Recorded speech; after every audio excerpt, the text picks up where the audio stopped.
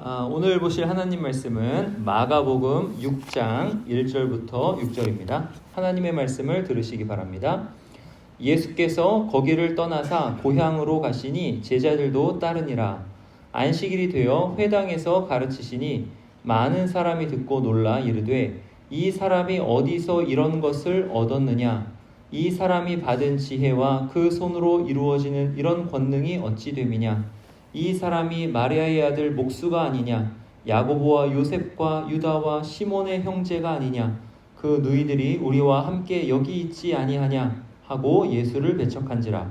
예수께서 그들에게 이르시되 선지자가 자기 고향과 자기 친척과 자기 집 외에서는 존경을 받지 못함이 없느니라 하시며 거기서는 아무 권능도 행하실 수 없어 다만 소수의 병자에게 안수하여 고치실 뿐이었고 그들이 믿지 않음을 이상히 여기셨더라.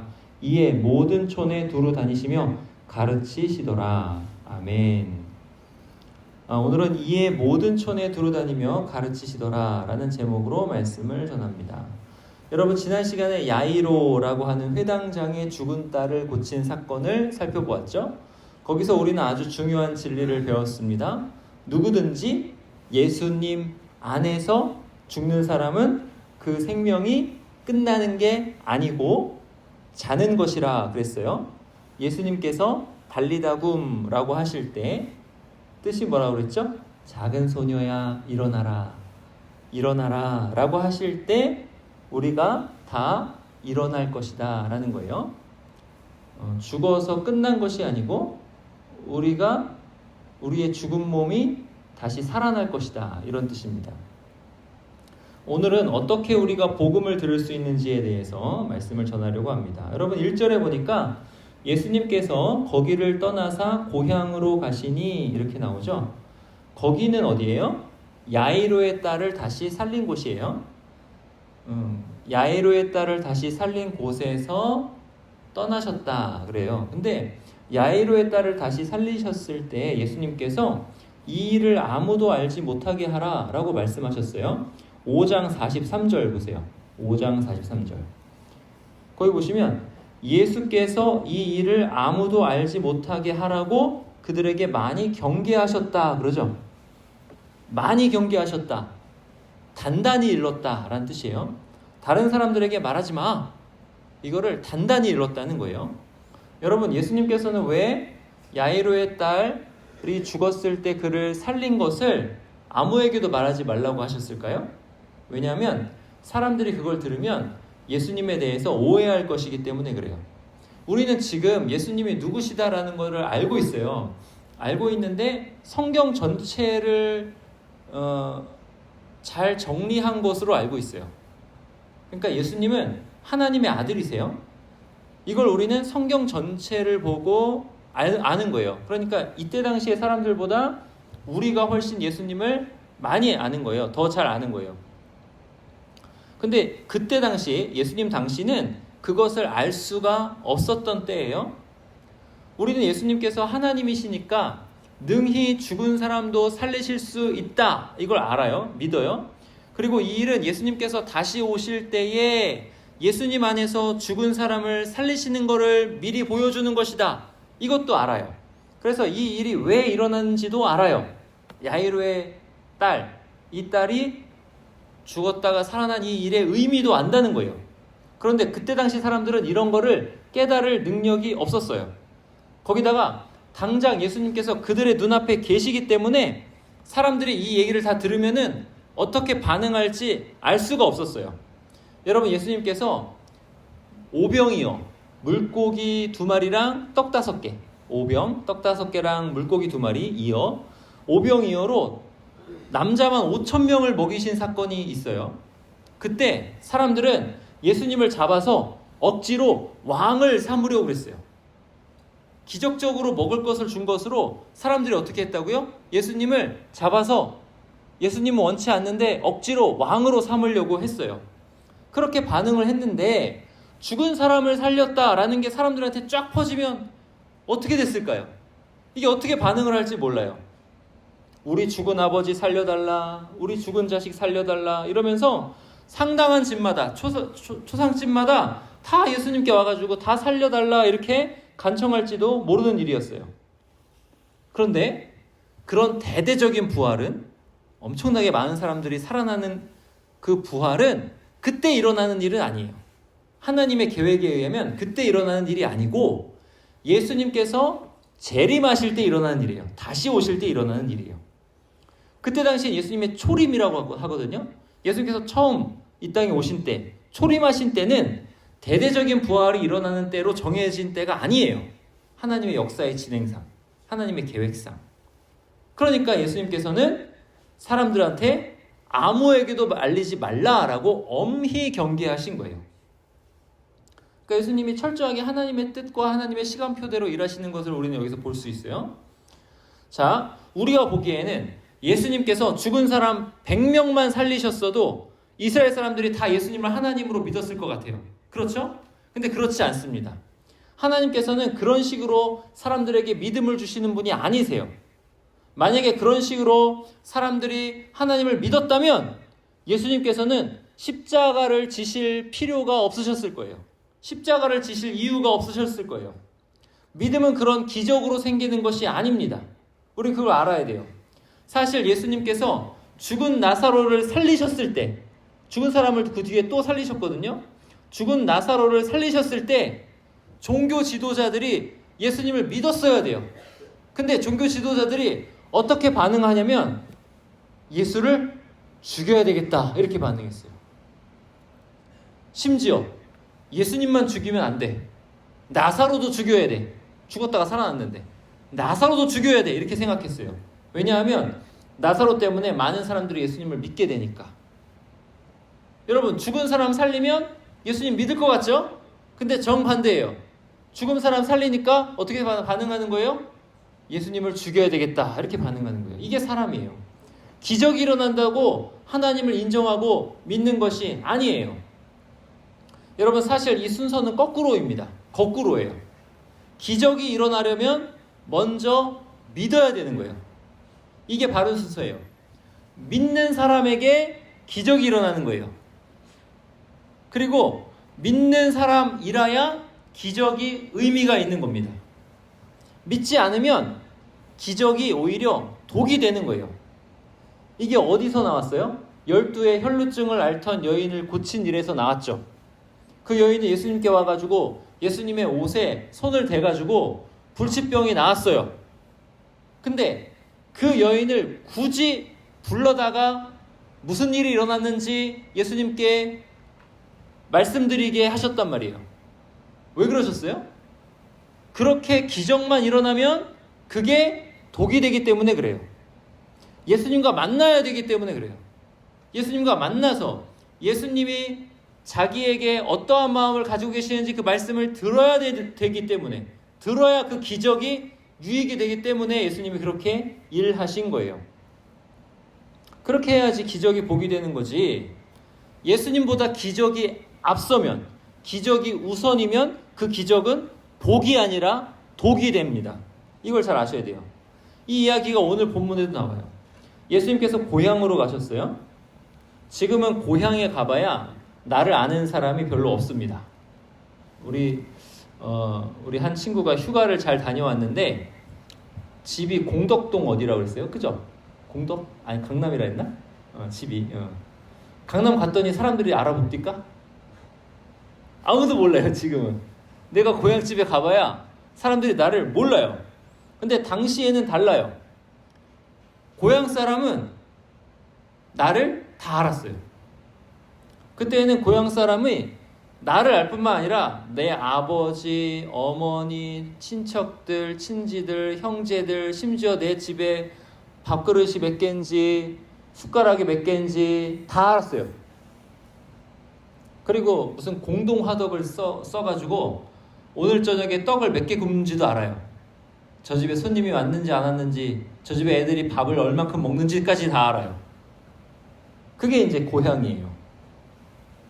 그래서 거기 몇째 아들 누구 하면 동네 어른부터 해가지고 애들까지 다 아는 거예요. 아, 그 집, 그분, 성격까지 다 아는 거예요. 이게 옛날의 고향이에요. 그 고향에 가셔가지고 안식일에 회당에서 가르치셨어요. 2절에 나오죠. 회당에서 가르치셨어요. 예수님의 가르침이 얼마나 깊고 놀라웠는지 사람들이 놀랐어요. 그런데 그 놀라는 결이 다른 곳이랑은 좀 달랐어요. 어떻게 놀라냐면 2절에 보세요. 이 사람이 어디서 이런 것을 얻었느냐 이렇게 놀랐어요. 다른 곳에서는 그런 것에 관심이 없었어요. 저런 능력 어디서 났지? 이런 거 관심 없었어요. 다른 곳에서는. 근데 고향 사람들은 예수가 어떻게 이렇게 갑자기 변했지? 이게 놀라운 거예요. 여기에 관심이 있는 거예요. 그러면서 3절에 뭐라 그래요? 이 사람이 마리아의 아들 목수가 아니냐라고 합니다. 예수님이 누구 아들인지 알고 있어요. 거기에다가 예수님의 직업이 뭔지도 알고 있어요. 직업이 뭐라 그래요? 목수다 그러죠. 저기 우리말로 번역된 목수는 헬라어 원어로 테크논이에요. 테크논. 테크 여러분 빅테크가 뭐예요? 뭐 10개 또는 7개의 테크 기업을 빅테크라고 하잖아요. 근데 하여튼 테크 하면은 지금은 무슨 기술, 뭐 첨단 기술, 그걸 테크라고 하죠. 그 헬라어의 테크논이 영어의 테크의 어원이에요. 그러니까 테크논은 뭐냐면 목수라고 번역이 되어 있는데 기술자라는 뜻이에요. 기술자. 생활에 필요한 것을 만드는 사람. 그러니까 생활에 필요한 게 집이 될 수 있죠. 집 짓는 사람. 그게 테크논이에요. 가구가 생활에 필요할 수 있죠. 가구를 만드는 사람. 테크논이에요. 각종 농기구를 만들 수도 있어요. 농기구를 만드는 사람. 이런 사람도 테크논이에요.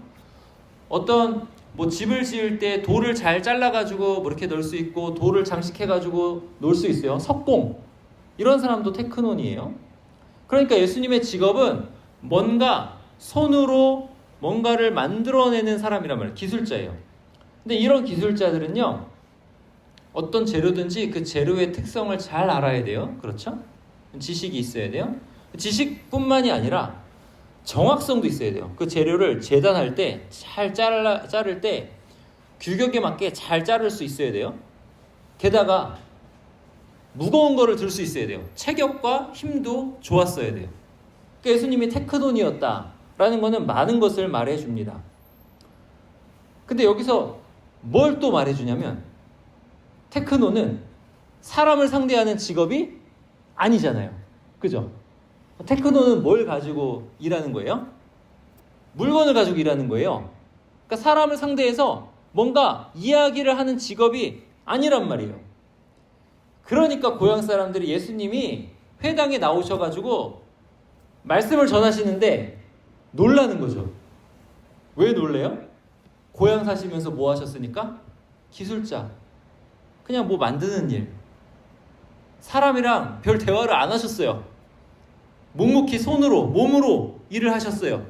그러셨던 분인데 어느 날 갑자기 제자들이랑 나타나시더니 놀라운 기적도 행하시고 하나님의 말씀을 풀어주시는데 정말 지혜로운 말씀으로 권능으로 풀어주시는 거예요. 그러니까 놀라는 거죠. 놀라면서 어떻게 말하는 거예요? 2절에 이 사람이 받은 지혜와 그 손으로 이루어지는 이런 권능이 어찌 됨이냐? 이 사람이 어디서 이런 것을 얻었느냐? 이렇게 놀라는 거예요. 그러면서 3절 끝에 뭐라 그래요? 예수를 배척한지라 이렇게 돼요. 예수님을 배척했어요. 그들이 예수님을 배척한 이유가 뭐예요? 예수님을 너무 잘 알았기 때문에 그래요. 그들이 어떻게 예수님을 아는지 성경에 잘 나옵니다. 예수님의 형제인 야고보와 요셉과 유다와 시몬 잘 알았고요. 심지어 예수님의 여동생들도 잘 알았습니다. 마리아는 예수님을 낳은 다음에도 계속 아이들을 낳았어요. 예수님 동생들이 많았습니다. 그 동생들이 다 한 동네에 살고 있었어요. 그러니까 그들은 예수님에 대해서 모르는 게 없었어요. 예수님의 어린 시절에 대해서도 모르는 게 없었어요. 그게 문제였어요. 그들은 예수님을 그들과 똑같은 사람으로만 보았습니다. 근데 예수님 사람 맞죠? 여러분 예수님 사람 맞아요. 예수님은 아무 특별할 것이 없는 그냥 나사렛에 사는 동네 사람이었습니다. 그냥 동네 사람으로 사시다가 특별한 사역을 시작하신 거예요. 즉 구원자로서의 사역을 시작하신 거예요. 예수님께서는 구원자로서 사역을 시작하시면서 본격적으로 그때부터 하나님의 아들이신 것을 드러내셨어요. 그러던 중에 고향에 오신 것입니다. 그러니까 이제 고향 사람들은 예수님을 옛날 사람으로 알면 안 돼요. 이제는 예수님과 새로운 관계를 맺어야 돼요. 그냥 동네에 아는 청년, 동네에 아는 동생, 동네에 아는 형, 동네에 아는 옆집 아들, 그 정도로만 알면 안 되고 하나님께서 보내신 구원자로 새롭게 알아봐야 됐어요. 그런데 그들은 그렇게 하지 않았습니다. 관계가 새로워져야 되는데 그렇게 하지 않은 거예요. 그럼 그들에게 예수님께서는 이렇게 말씀하세요. 선지자가 자기 고향과 자기 친척과 자기 집 외에는 존경을 받지 못함이 없느니라 라고 말씀하셨어요. 여러분이 선지자 생각해 보세요. 선지자도 그냥 동네에서 살았던 사람이에요. 그 살다가 하나님의 부르심을 받아가지고 특수한 사역을 시작합니다. 이제 그에게 말씀하시는 분은 하나님이세요. 하나님 말씀하세요. 그렇게 되면 그 선지자가 하나님의 말씀을 전하기 시작하는 거예요. 그러면 사람들이 이 선지자를 보는 게 아니고 그때부터는 하나님의 말씀으로 듣는 거예요. 하나님께서 말씀하시는구나. 이렇게 들어요. 근데 유독 그 선지자의 고향 사람들은 어떻게 들어요? 쟤 뭐야? 쟤 나랑 같이 자랐는데 왜 갑자기 하나님 말씀이라고 말하는 거지? 이렇게 듣는다는 거예요. 그 지금 예수님께 일어나는 일이 딱 그런 일입니다. 선지자가 하나님 말씀이라고 하면서 전하면 이건 하나님 말씀이구나 이렇게 받아야 되는데 하나님 말씀이라고 아무리 말해도 하나님 말씀에는 관심이 없고 저 선지자가 어렸을 때 이랬지 이런 것에만 관심이 있는 거예요. 마찬가지로 예수님께서 지혜와 권능으로 하나님께서 당신님께서 하나님의 아들이라고 이렇게 나타내시는데 구원자라고 나타내시는데 그걸 보면서 저것은 하나님의 능력이다 이렇게 인정하지 않고 너는 기술자였잖아. 테크논. 너는 목수였잖아. 기술자였잖아. 너의 동생들은 누구누구고 너의 여동생들 다 여기 있고 누구한테 시집 갔고 나 너 다 아는데 이렇게만 보고 있는 것입니다. 지금 이 상황이 잘 이해되시죠? 어떤 상황인지. 이게 이해되시죠? 자, 그렇게 되니까 아주 이상한 일이 일어나는 거예요. 자, 5절 보세요. 5절. 5절 보시면 이렇게 돼요. 거기서는 아무 권능도 행하실 수 없어. 이게 이상한 일이에요. 여러분, 예수님께서 능력이 없으셔가지고 권능을 못 행하시는 건가요? 아닙니다. 예수님 하나님이세요. 그러니까 예수님이 능력이 없다는 것은 성립하지 않는 말이에요. 그러면 예수님께서 왜 아무 권능도 행하실 수 없으신 거예요? 그 이유는 고향 사람들이 예수님을 믿지 않았기 때문입니다. 예수님을 믿지 않는 사람에게 권능을 행하시면 사람들은요, 예수님보다 권능에 더 집중합니다. 그것은 그들을 구원하는 것이 아니고 그들을 망하게 하는 거예요. 기억하시기 바랍니다. 예수님은요, 사람들을 구원하러 오셨어요. 구원은 예수님을 믿는 것에 달려있지 기적을 체험하는 것에 달려있지 않습니다. 이것이 중요해요. 여러분이 정말 예수님이 누구신지 알고 싶다면 방법은 딱 하나밖에 없어요. 여러분, 예수님 진짜 누구신지 알고 싶다면 방법은 딱 하나밖에 없어요. 그거 뭐예요? 예수님을 믿는 거예요. 예수님을 믿어야 예수님이 누구신지 알 수 있는 거예요. 믿음이 첫 번째 단추예요. 근데 이게 믿는다는 게요, 사람이 할 수 있는 게 아니에요. 그래가지고 기도하는 겁니다. 내가 예수님 믿어야지 아무리 그래도 이 믿음이 내 힘으로 생기는 게 아니에요. 그러니까 기도하는 거예요. 예수님, 제가 예수님을 믿고 싶습니다. 이렇게 기도하는 거예요.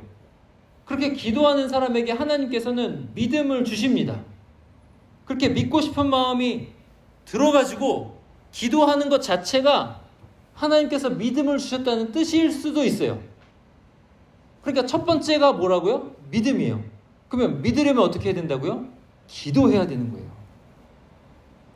그렇게 해가지고 믿음 갖게 되면 그때부터는 예수님이 정말 나를 사랑하신다는 것을 경험하기 시작해요.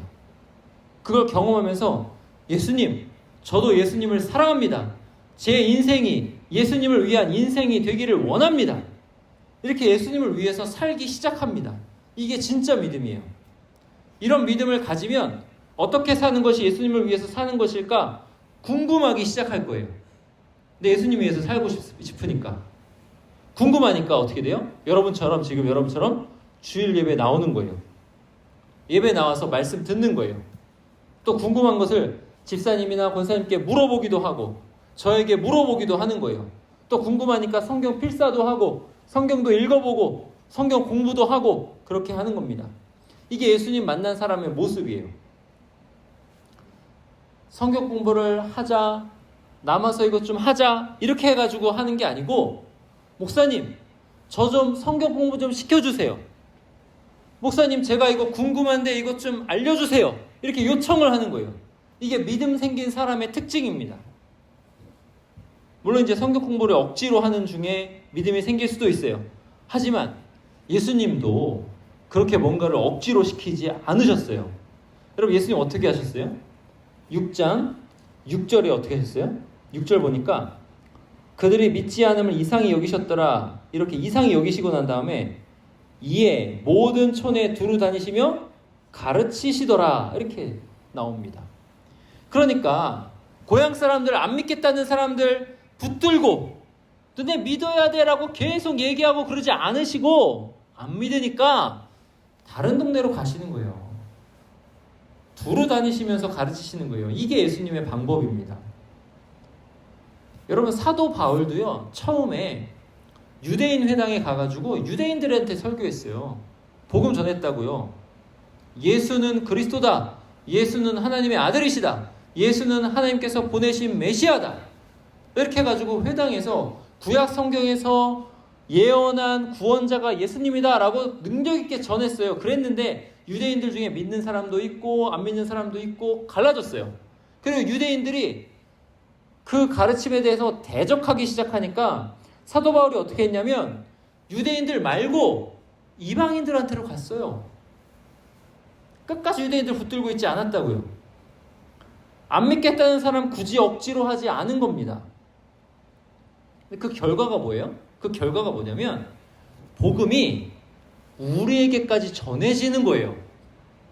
그러니까 예수님께서 고향에서 계속 그 사람들만 붙들고 있었다면 복음이 온 유대 전체로 다 전해지지 않았을 거예요. 예수님이 다 돌아다니지 못하셨을 거예요. 안 믿겠다니까 우선 두고 돌아다니시는 거예요. 사도 바울도 유대인이 안 믿겠다니까 우선 두고 이방인들 다 돌아다니는 거예요. 그렇게 하다 보니까 지금 복음이 어디까지 온 거예요? 우리나라까지 왔고 우리가 예수님 믿게 되는 거예요. 이게 예수님의 방법입니다. 배척하면 어떻게 되는 거예요? 다른 곳으로 가시는 거예요. 이게 참 무서운 것입니다. 사랑하는 철마교회 성도 여러분, 여러분에게 제가 예수님 믿으라고 계속 말씀드리고 있어요. 근데 믿으라고만 하는 것이 아니고 예수님께서 어떤 식으로 사역을 하시는지 가르쳐주고 있어요. 기적은 무엇인지, 예수님은 기적을 어떻게 행하시는지, 예수님은 어떤 식으로 구원을 하시는지 이런 것들을 가르쳐주고 있어요. 여러분 중에 잘 듣고 알아들으시는 분들은 알아들으실 것입니다. 오늘 말씀 잘 생각해 보시고 내가 복음을 배척하면 복음은 다른 곳으로 가는구나. 이거 잘 알아두시기 바래요. 제가 여러분에게 계속 예수님, 제가 예수님 믿고 싶습니다. 이렇게 기도하라고 해요. 근데 그렇게 기도하라고 하는 얘기를 많이 들었어요. 이제 여러분 선배들도 많이 들었어요. 많이 들었지만 그 중에서 기도해서 믿은 사람이 있을 것이고 듣고 또 들었지만 기도하지 않아서 그냥 배척한 사람도 있을 거예요. 근데 괜찮다라는 거예요. 복음은 자연스럽게 배척하면 배척하는 대로 다른 사람에게 전해지는 거예요. 근데 제가 이게 뭐라고 그랬어요? 무섭다라고 그랬어요. 뭐가 무서운 거예요? 내가 배척하면 어떻게 돼요? 다른 데로 가는 거예요. 이게 무서운 거예요. 이게.